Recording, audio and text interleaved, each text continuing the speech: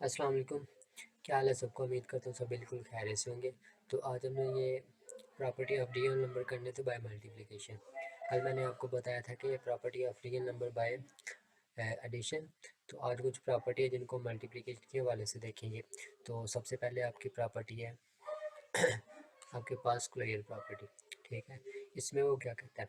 कहता है कि आपके पास ए एंड बी है जो बिलोंग करते हैं रियल नंबर से। ठीक है, अब रियल नंबर क्या होता है? मैंने आपको बताया था कि आपके पास जो रियल नंबर का सेट होता है ना, तो आपके पास 1 2 3 चलता रहेगा आपको। ठीक है पास, ठीक है।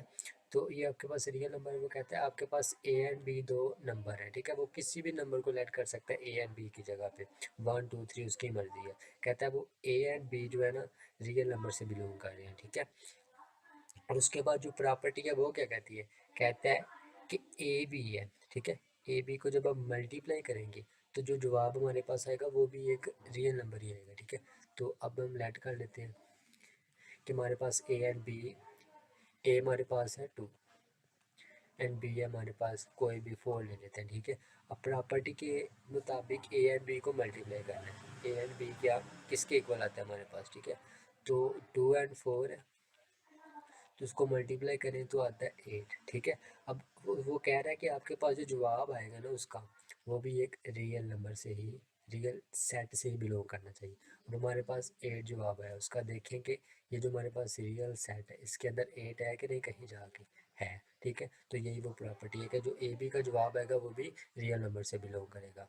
अब दूसरी प्रॉपर्टी हमारे पास क्या है जी? Commutative property.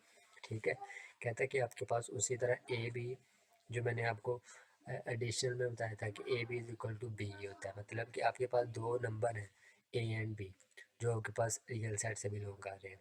तो कहता है सबसे पहले आप, सॉरी मैं लिख के आपको बता देता हूँ कि ए को मल्टीप्लाई करें बी को।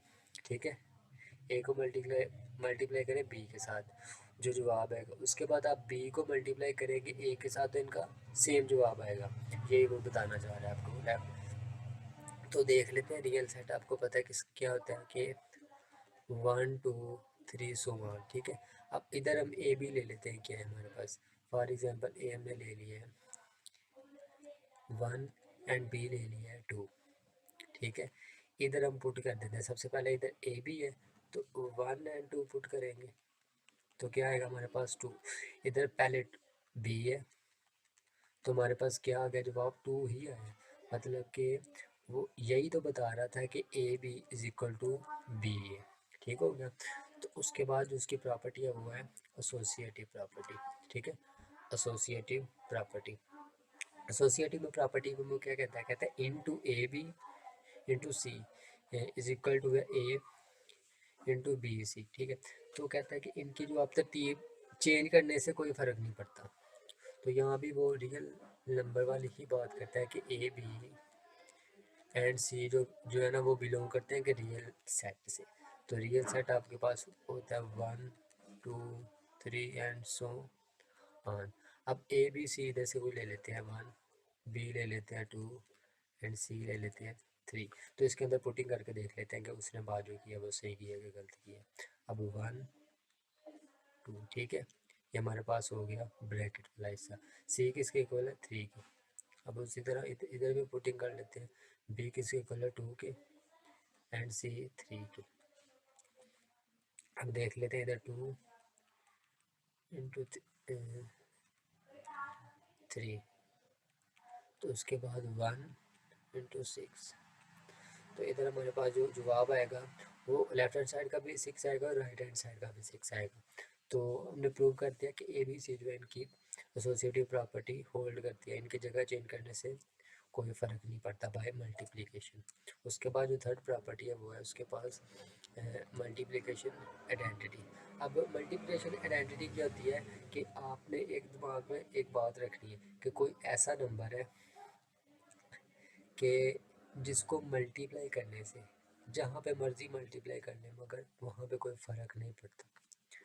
तो आप सोचिए ऐसा कौन सा नंबर हो सकता है? तो आप इसकी प्रॉपर्टी से हिसाब लगा सकते हैं कि आइडेंटिटी 1। ठीक है, 1 एक ऐसा नंबर है कि जिसको कहीं भी मल्टीप्लाई करवा लो वहाँ पे फ़र्क नहीं पड़ेगा। तो डेफिनेशन में वही तो कह रहा है वो कि there exist a unique number one, ठीक है। वन एक ऐसा नंबर यूनिक है कॉल द मल्टीप्लिकेशन आइडेंटिटी, जो एक मल्टीप्लिकेशन आइडेंटिटी कहलाता है, क्योंकि उसको कहीं भी आप मल्टीप्लाई करवा लो, उसके मल्टीप्लाई करवाने से वहाँ पे फ़र्क कुछ भी नहीं पड़ेगा, यही था। उसके बाद आता है मल्टीप्लिकेशन इनवर्स। अब मल्टीप्लिकेशन इनवर्स क्या होता है, कहता है for every non zero real number there exist a unique real number. अब सबसे पहले मैं आपको बता दूं कि बाय मल्टीप्लिकेशन किसी भी चीज़ का इन्वर्स कैसे होता है। तो अब एडिशन के हिसाब से मैंने आपको बताया था कि अगर हमारे पास ए है तो इसका एडिशन के हिसाब से इसका इन्वर्स ले तो वो क्या होता था माइनस ए, ठीक है। अगर हम मल्टीप्लिकेशन के हवाले से दें तो ए का इन्वर्स क्या होगा, 1/a। अगर इसको ही हम ऊपर जाकर ले तो इसको ऐसे भी लिख सकते हैं, ठीक हो गया। ये इसका इन्वर्स है बाय मल्टीप्लिकेशन, ठीक है। तो वो कहता है, इसको भी प्रूव करके बता देते हैं कि वो क्या कहते हैं।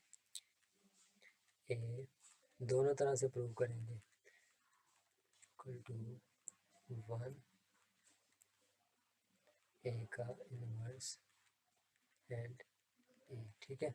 अब ये उसकी जो है ना जनरल फॉर्म है, ठीक है। ये जनरल फॉर्म इस तरह से भी लिखी जा सकती है और इस तरह से भी लिखी जा सकती है 1/a, ठीक है।